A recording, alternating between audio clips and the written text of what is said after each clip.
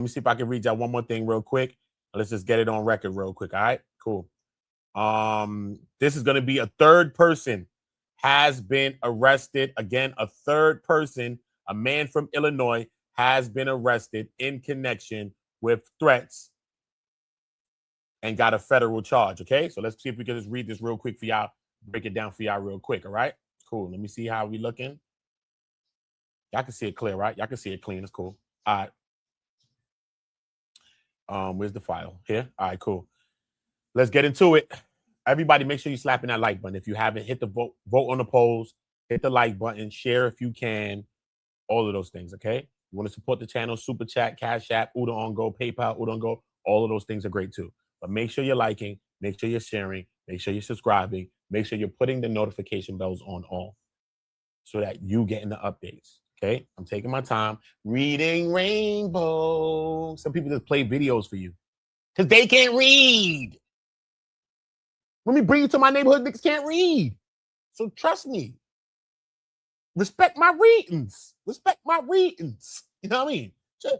Anyway, so an Illinois man is the latest person to face federal charges of threatening to injure or unalive a witness and their families in connection with the investigation into the unaliving of Nolan Xavier Wells, according to the records filed in the case. Edward James Porter of Berwyn, Illinois, is charged in a federal court criminal complaint with transmitting a threatening communication in interstate commerce to unalive or injure two witnesses in an ongoing state investigation into the unaliving of the 18-year-old student athlete Nolan Wells.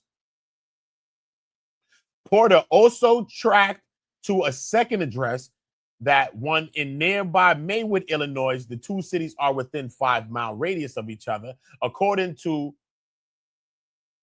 by Homeland Security Investigations Special Agent Christopher Clark. Porter made threats to two witnesses through phone calls and text messages Friday. Which witnesses?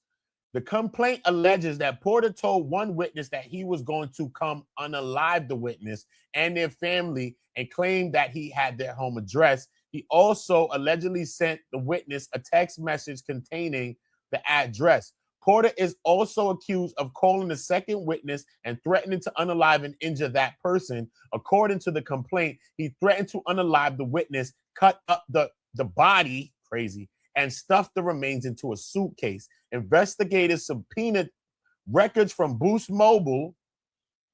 Y'all keep threatening people, keep hating, and keep harassing people, bro.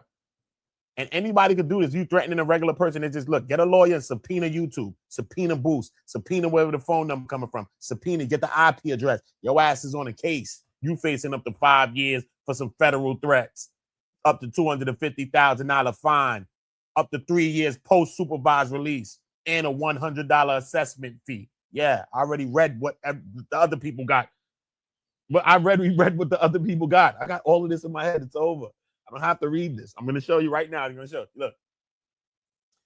Identify the phone number and the IP address allegedly used to make the calls and to send the text messages. Before Porter's arrest, a Sacramento, California man, Alfredo, what's his name?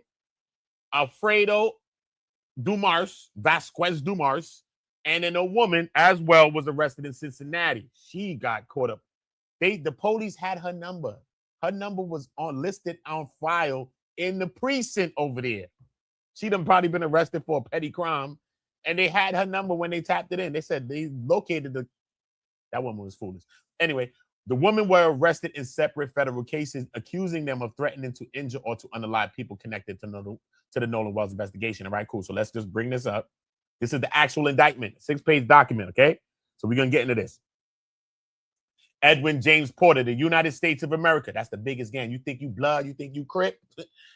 That's the biggest gang, homie. When you're going up against that gang, better go ask some Italians. They'll tell you about it. Look, in the complaint, in this case, the state the following is true to the best of my knowledge and belief that on or about the dates of July 31st, 2026, in the county of Jackson, in the Southern District of Mississippi, Southern Division, the defendant violated. This is the code. See what I'm saying? The second lady got Title 18 U.S.C. 844. Okay? The first person Alfredo Vasquez Dumars, whatever his name is, Alvarado, whatever his name. He got this charge, which is 18 U.S.C. 875C. They both got the same charge here. Okay. Something's different about 844 and 875. I could go into a breakdown for y'all. I'm going to go check it out. Okay. Defendant James Porter transmitted in interstate commerce a threatening communication containing a threat to injure a person of another in violation of 18 U.S.C. 875C. Let me just do this right now. Okay, cool. All right. As far as the three people that's been arrested in the Nolan Wells case, right? The people that's making the threats. Okay. I understand that the first person, the Sacramento, California man, I think Dumars is his last name. He was charged with 18 U.S.C. 875C, if I'm not mistaken. The second person that was arrested was a woman in Cincinnati, Ohio, and she was charged with 18 U.S.C., I think 844, right? Now, this third person that's arrested right now from Illinois, a last name Porter, has the charge of 18 U.S.C. 875C. What is the difference in between 875C and what is the difference in between the charge that the second person from the woman from Cincinnati got charged with? Search her charge and tell me the differences in between each charge, because I don't understand why they're different. Let me just figure that out while I'm reading. All right, cool. Okay.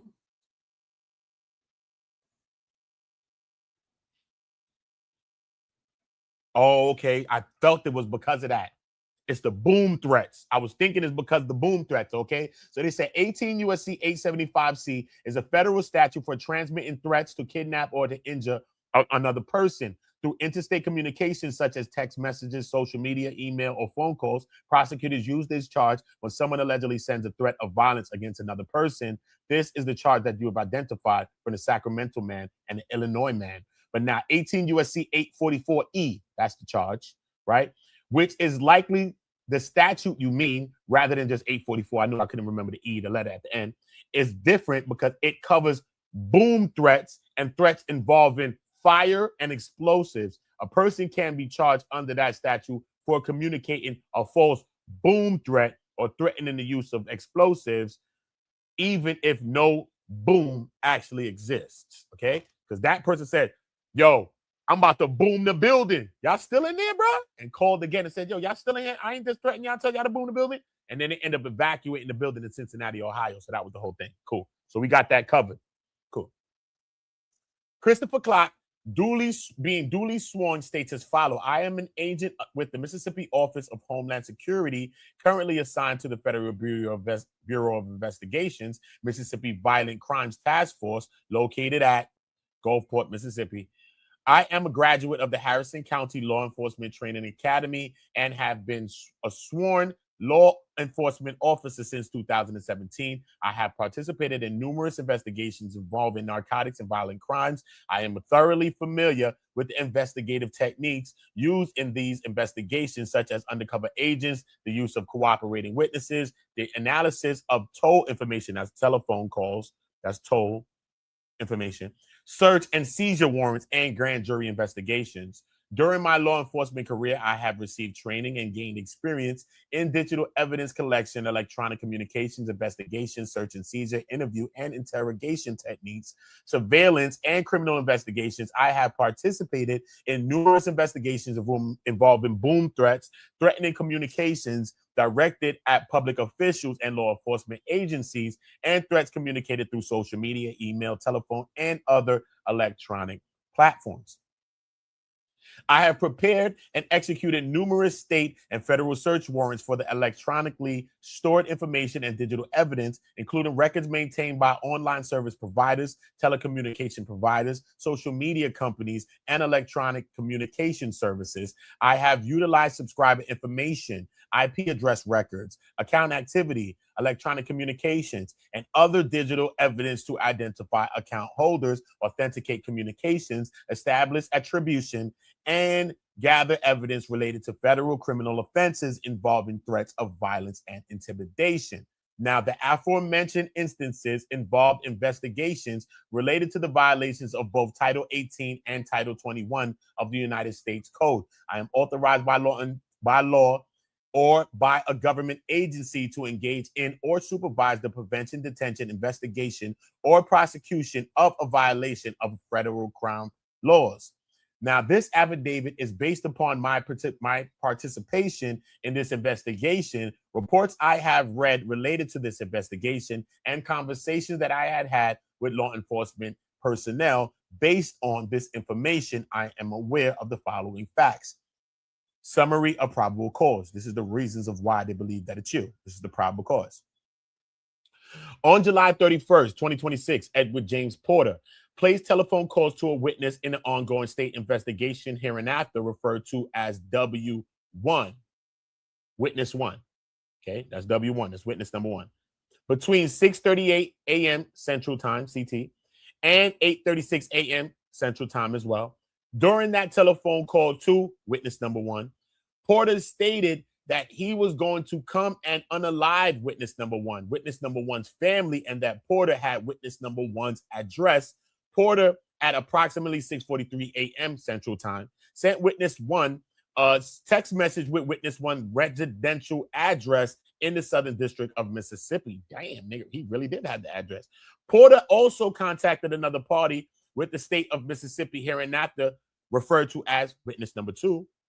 Porter informed witness number 2 over the telephone that Porter was going to come and unalive W2, everyone in the home, and Porter would unalive any cops, and witness number 2 was to be unalive.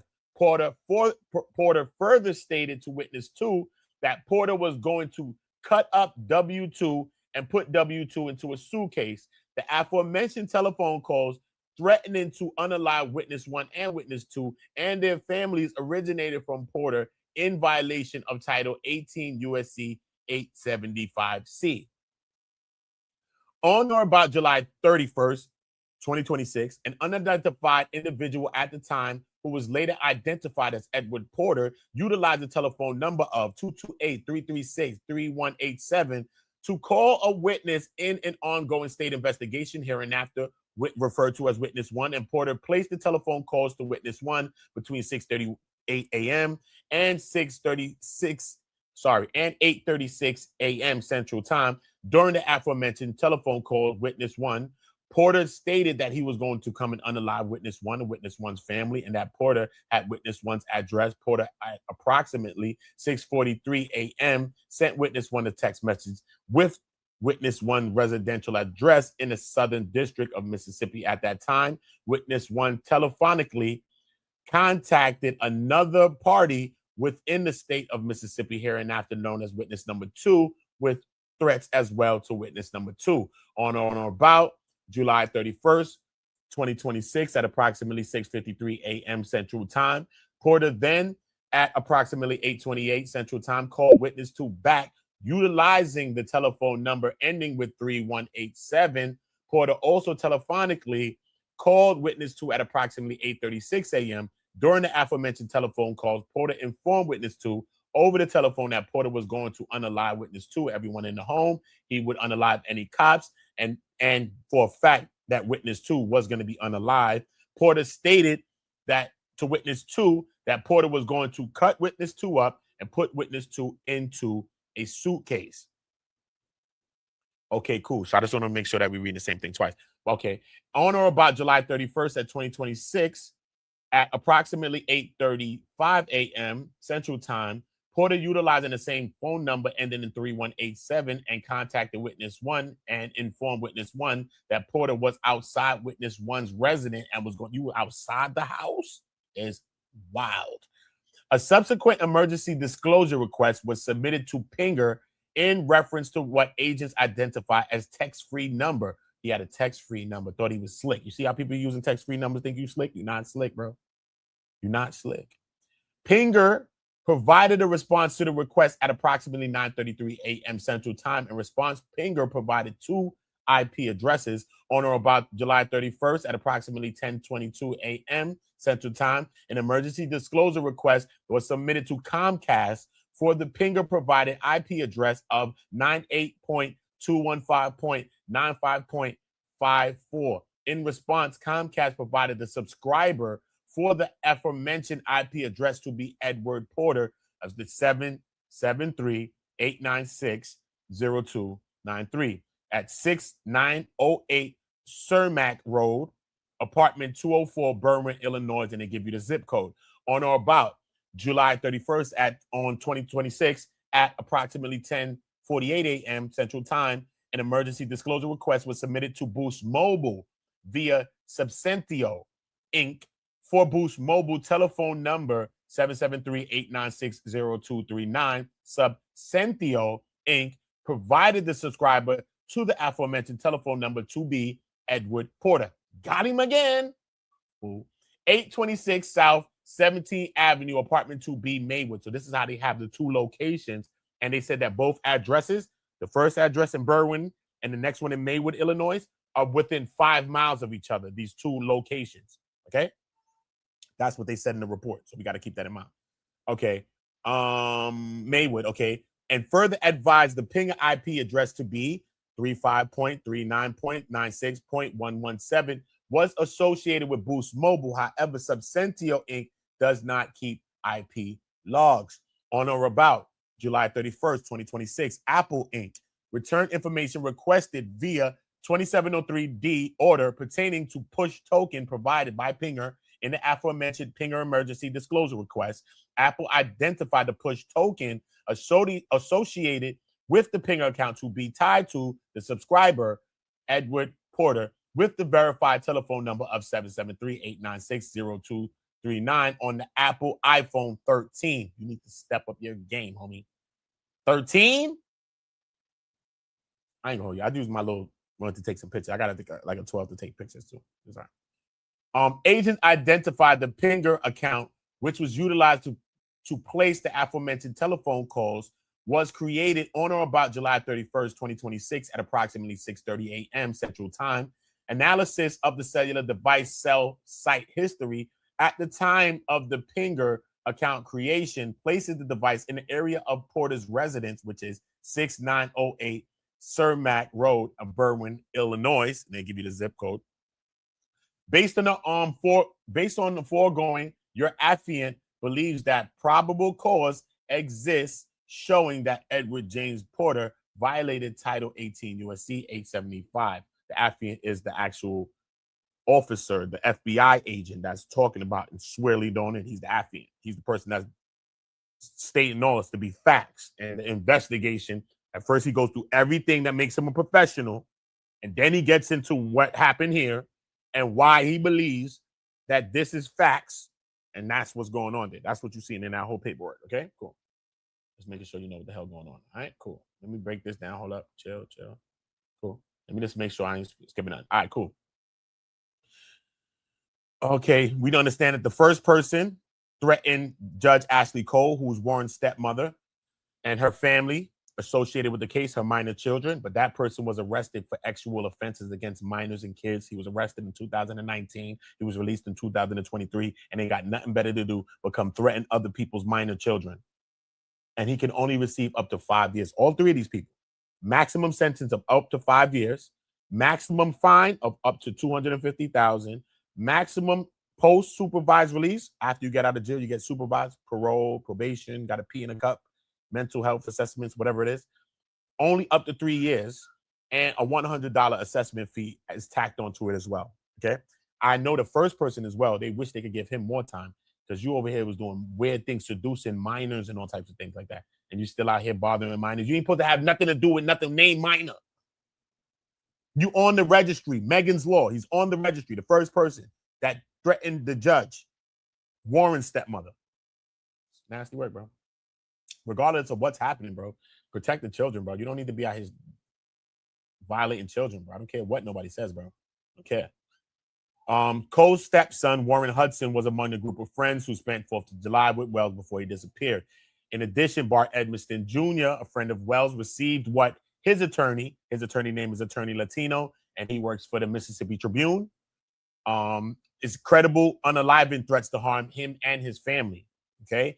So he said that he's suing. He came out with a lawsuit to say he's suing content creators, and soon, maybe this week or so, they're going to name the first content creator that they're going to be suing. we could only think is going to be a big content creator. But his attorney officer, his attorney Latino, I don't know if he's Latino, but his last name is literally Latino.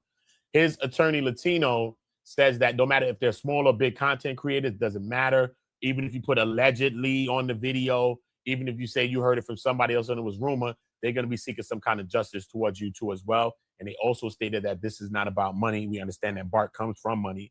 His pops is a doctor. His people's is, I mean, they come from money. I mean, it's like surgeon type shit. So they come from money. He's supposed to be going to the league. I think he's supposed to be going to the NFL as a punter, Bart Edmiston. And he's 21 years old. That's the difference in age of the 18-year-olds and him. He's a 21-year-old. Okay, cool. Edmiston is planning to pursue a defamation lawsuit over false accusations made against him since his name appeared in the Mississippi Department of Marine Resources report after authorities downloaded GPS data from his boat. Edmiston, who is 21, like I told you, helped tow the boat Wells traveled to the island on after the malfunctioning bilge pump prompted a call to the sea tow, and the friends ended calling off the help from the sea tow, according to the company. Why did they call it off? And I showed you all the moves the boat made. The sea tow would have brought them to one location. That boat was going one place, bang. But with Bart towing it, it launched, went back, docked, launched, back, went to a place, and then went over land to Biloxi. Why it did all of that? Okay, why did it do all of that? Let me know. Do you know? Just to make sure we all clear. That's all the moves that the boat made. Just to be clear. Did they break their own damn bilge pump, try to get up out of there fast? Y'all rewind that and so you can see what the hell's going on with the bilge pump. Okay, cool. Porter is the third person arrested on federal charges alleging threats against people connected to the Wells investigation. Porter is accused of threatening witnesses in Jackson County in the Southern District of Mississippi. The Wells case has drawn a widespread attention, prompted multiple investigations, and fueled unfounded speculation about what happened after he disappeared during a trip to Horn Island with friends. Now, Wells' friends returned to the mainland without him, with his phone allegedly in the truck, not in the boat. That's what this video is about. His phone was never on the boat. His phone was in the truck. That shit is weird as hell. Okay? Who the hell's going all the way to an island without your phone? Because you don't want it to get wet. Are you stupid or are you stupid? Only a kid could think of a story like this, bro. Only a child could think of this as an alibi, bro. How is that an alibi, bro? I would leave my phone on the boat, not in the truck. Why? That makes no sense. You rather said he forgot it accidentally in the truck, not he left that there because he wanted to be wet. Stupid as hell. The group also returned with Wells' cell phone. Since Wells is unalive, Wells' parents, Elmore and Christine Wansley, have hired civil rights attorney Ben Crump to do an independent investigation into their son's unaliving. An independent autopsy of Wells' body listed the cause of manner of unaliving as undetermined, pending a further investigation. However, Crump said the independent forensic pathologist who performed the autopsy could not rule out foul play. And that's one of the centers of my poll is, do you think that this was foul play, or was there any foul play involved with the unaliving of Nolan Wells? It's crazy, man. Most definitely is a crazy video, man. Yeah, man, some weird circumstances. Salute to everybody that popped in there. Drew, everybody is in there willing to win. Salute Drobo, salute. You know, when I'm reading Rainbow, I can't see nothing. Caramel, salute. Make sure everybody's subscribing to On Go. Dahlia, salute to her. Yeah, man. Shadow the Titan Watch, salute to everybody in the building, man. I appreciate y'all all. Yeah, man. That's some of the updates right now. I do have another update that I want to do as well. So I'm going to fire up another live right after this. But what I need for everybody to do is make sure they're liking, make sure they're sharing, make sure they're subscribing, make sure they're putting on the notification bells on go. Make sure you're hyping these videos. Hype these videos. After this is done live, you can hype it. Hyping helps it. Comment on any of these Nolan Wells videos. I've just created a playlist and put all of my videos into a playlist as well. So comment on any video. It don't matter if you drop an emoji, drop a boat, drop a siren. Don't matter. You even got to put words.